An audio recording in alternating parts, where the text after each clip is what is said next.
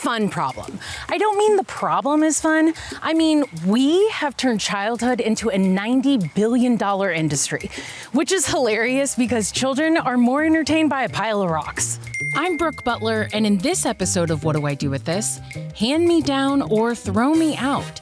We're unstuffing the problem with kids stuff. Toys, gear, gadgets, clothes, the must-have items that will make your baby smarter, sleep better, and make your life easier. All that made up of 90% plastic and 80% ending up in the trash. And it's not just the clutter that's concerning.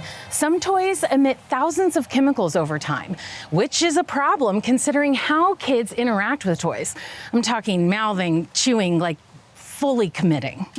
So somewhere between the toy aisle and the trash can, there's a bigger question. How did we end up with so much colorful, poisonous, entertaining death traps? What are we supposed to do with it all? And why is this yet another thing parents are responsible for figuring out? But before we go any further, this is a guilt and judgment-free episode, not for buying too much or the wrong thing or even throwing things away. We only exist in the system built for us, and the solutions lie not in being perfect, but awareness and choices. So let's start with toys.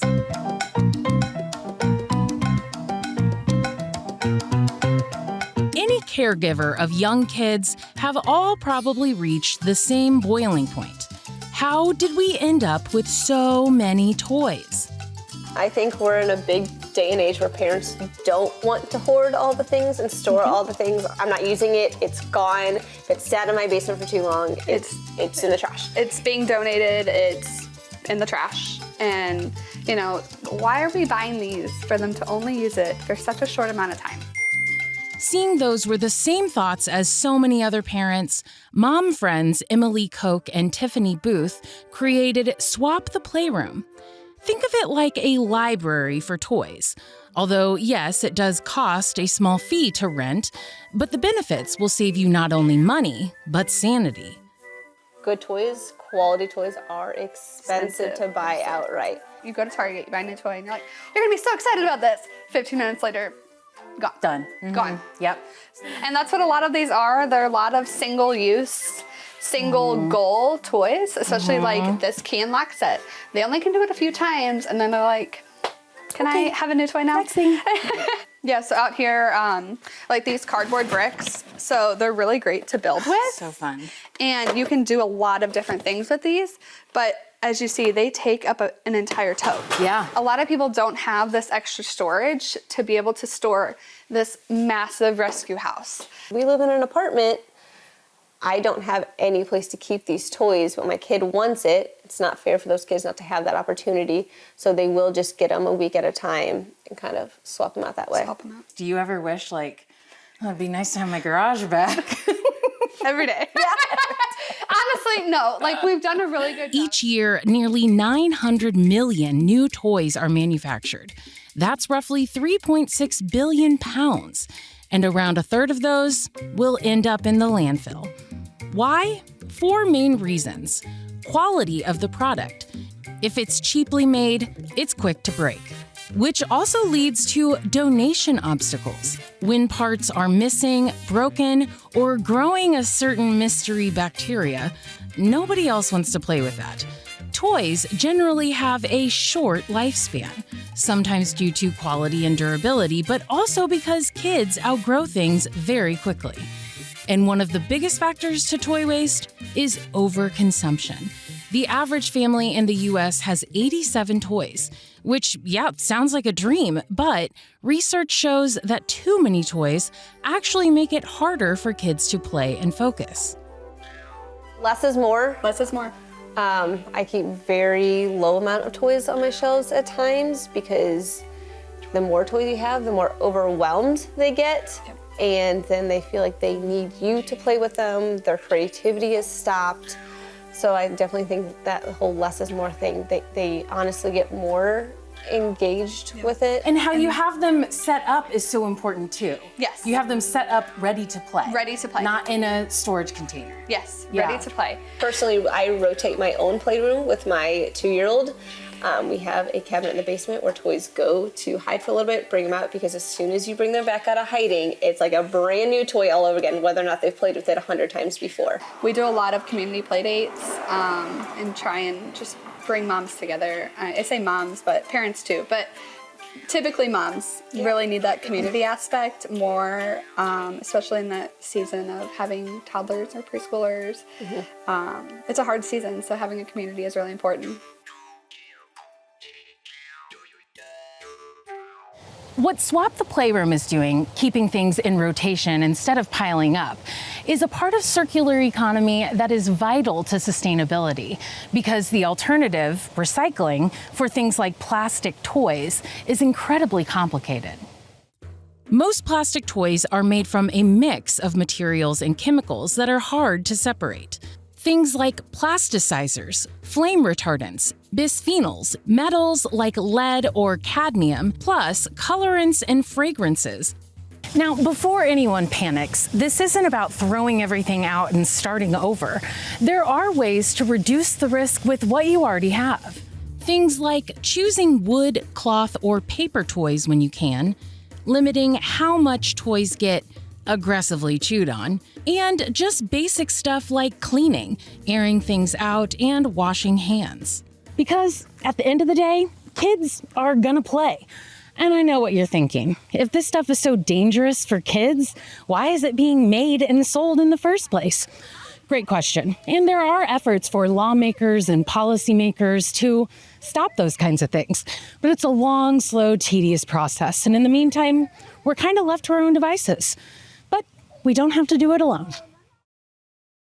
Safety Stop is a free injury prevention service that we offer to the community. Anybody who's watching a child, who's transporting a child, having them ride on their bikes at their house, whatever it may be, we're happy to educate you, and it's always a free service. We educate on 4 main topics. We do car seat safety, home safety, safe sleep, and bike helmet safety. We want to prevent the injury before it even happens, and we do that by educating on what kind of car seat should a child be in, how does that look, is it installed properly, are they harnessed or belted properly, bike helmets, making sure they're fitting correctly, so that way they're not on the back of their heads with their full forehead exposed, but they can actually protect them if they fall off their bike.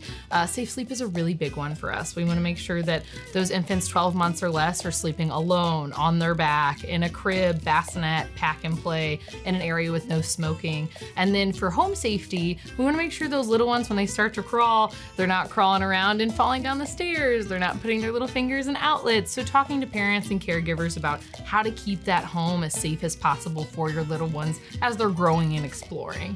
I mean, as a parent myself, just hearing those things are like, scary. I don't want to think about it. Yeah. But even more important to talk about it. Yeah. So you're not like faced with a fear-based situation in the home. Yeah, we want you to feel prepared and confident on how to properly and appropriately protect your child in different scenarios. Okay, so here we have a kid in a car seat. Step 1, put the Child in the car seat. Yeah. So when we have a rear-facing child in a car seat, the first thing we want to do is make sure their bottom is all the way back. We don't want them slouching forward in the seat. And then we're going to put their harness straps on. So you have 2 harness straps, one goes over each shoulder, and then you have their bottom buckle between their legs. So the chest clip's clipped, the bottom buckle's clipped. And now you're gonna start tightening that harness up. The harness needs to be snug. As long as you can fit a finger under their collarbone, not too tight. They're okay as long as you can fit a finger, but I never wanna be able to pinch the slack. Now, to make it more realistic, the kid will be like flipping, Kicking, fighting, moving. pushing. And I'm glad you brought that up because this looks very uncomfortable and it looks awkward to have their legs like this. But this is okay as long as they're still in the height and weight requirement of your seat. So when you're done using the car seat, especially if it's old, expired, damaged, we don't want a child unknowingly being in this seat. So what we want you to do is cut the harness straps, write expired on the fabric in big Sharpie, and put it in a black trash bag out for the trash so nobody can accidentally see the seat and use it for their kiddo not knowing that it's not a safe seat. It's one of those things where it's like environmental health or human health, you know? It's a lot. Car seats are a lot of plastic. They are. And so luckily there are a couple recycle programs. Twice a year, Target does a recycle program where you can bring it, trade it in. They'll give you like a coupon for new baby gear to buy as well. And they recycle that big hunk of plastic, which is great. Yeah. So I think we can all agree about the importance of safety when it comes to kids. But there are a lot of products out there that claim they're great for kids, but in fact do the opposite. Why? I know this is going to come as a shock, but it's about money. The baby and kids market is designed to keep things moving. Parents are constantly encouraged to buy not just toys, but everything from lotions, soaps, bottles, and wipes. And the thing is, those items aren't much different from each other or from adult items, just packaged cuter, marketed as safer, and often with a higher price tag. Again, this isn't about guilt. It's about awareness that knowledge is power, and our choices do make a difference. So systems are really great at getting things into our homes, but not great at taking into account those who don't have the same resources or access. And once again, that's where community steps up. You know, with a group of friends, people are always handing stuff down. Well, we can be that best friend that everybody needs, and we will get it out to people you don't even know, and you're impacting them. Since 2011, Helping Hand-Me-Downs has supported over 40,000 families around the St. Louis region. Their services start by simply providing the basic necessities, essential items that can turn crisis into stability. But the real mission goes beyond the physical items. Through their many trusted partnerships, families are then connected with resources to go from surviving to thriving. All we are is just a conduit. We are taking from the families who have, and they have plenty, and we're trying to get them to the families who don't have anything.